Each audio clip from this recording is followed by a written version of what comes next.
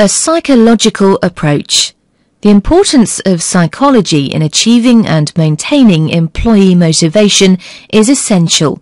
A message can be repeated over and over to a group of employees, but unless they believe it and believe in it, the words are empty. The following are some of the key psychological theories which aid employers in their end goal of producing a motivated workforce. Herzberg's theory of motivation. Herzberg's theory is that employee motivation is affected both by the employee's level of satisfaction and dissatisfaction, and that importantly, these two elements are independent of one another. That is to say that although an employee can be satisfied by the elements of their job which are intrinsic to the job itself, such as achievement and recognition, while at the same time being dissatisfied by the elements which are secondary factors of the work, pay and benefits, job security and relationships with co-workers. This was described by Herzberg as the motivation hygiene theory. Elements which are done because they are essential to the job were considered the motivation part of the theory. They were done because they had to be done. Therefore, the worker was motivated to carry them out. Carrying these tasks out was considered to be the motivation of the employee because they were required or compelled to do them. By having work to do which demanded that the worker rose to and met a challenge, their motivation was set in stone. The hygiene element, rather than a reference to personal hygiene and cleanliness as one might assume, was actually a reference to the upkeep of personal determination. They were things that needed to be constantly maintained because they were not intrinsic to the job.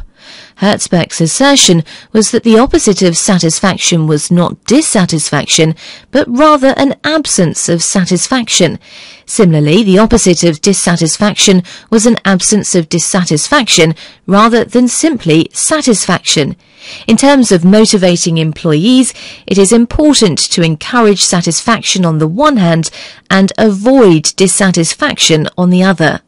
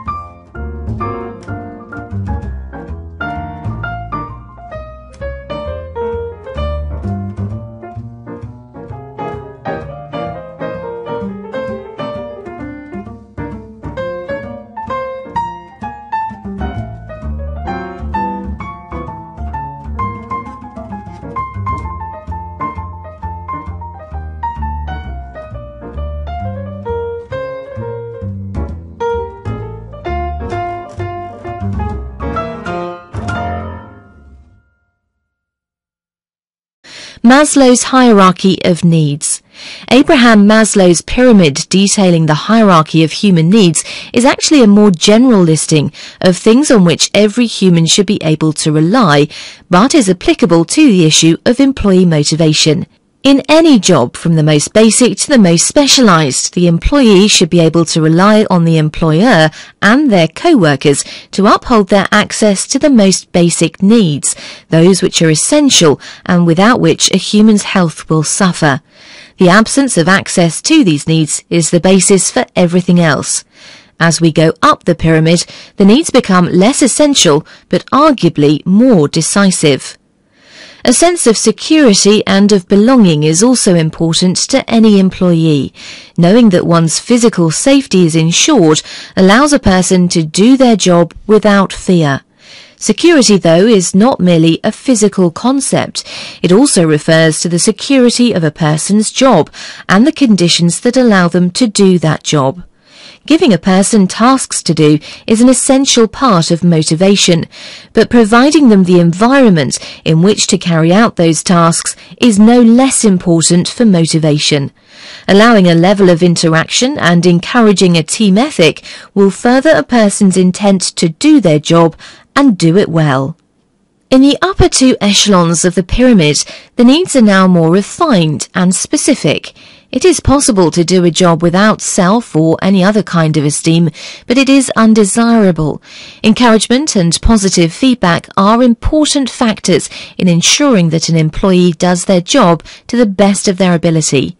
Without these factors, the likely outcome is a drop in performance and a reluctance to carry out further tasks completely and reliably. Self-actualization needs such as creativity and spontaneity allow the mind to work to its optimum level and actively motivate the employee. These theories fit in somewhat with Herzberg's, that there are certain things which must be guaranteed as an absolute base, and then others which guarantee the effort of an effective employee through their desire to be part of something good.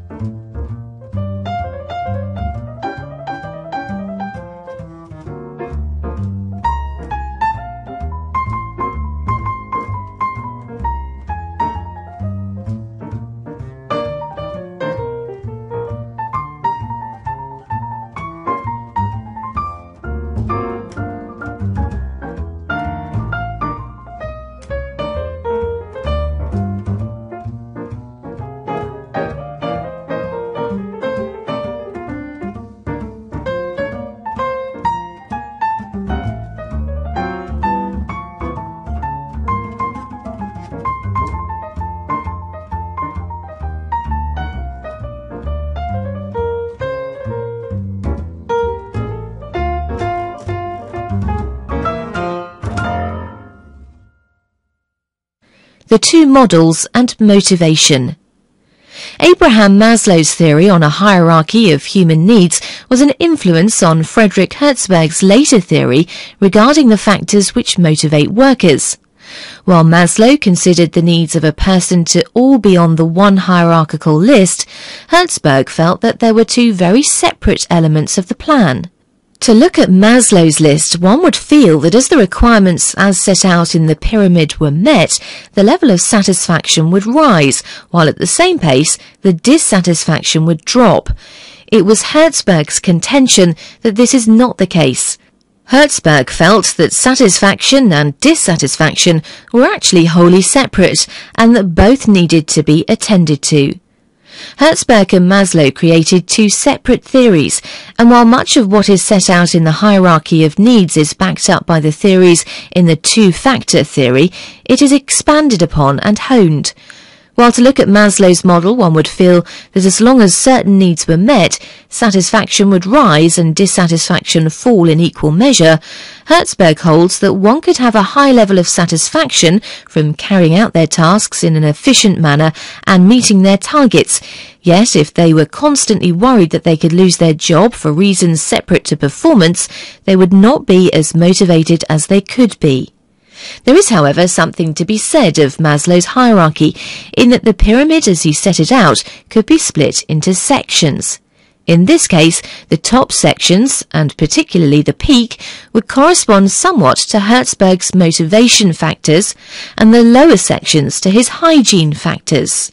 Herzberg's theory is not a contradiction of Maslow's, but at the same time is not a direct application of it.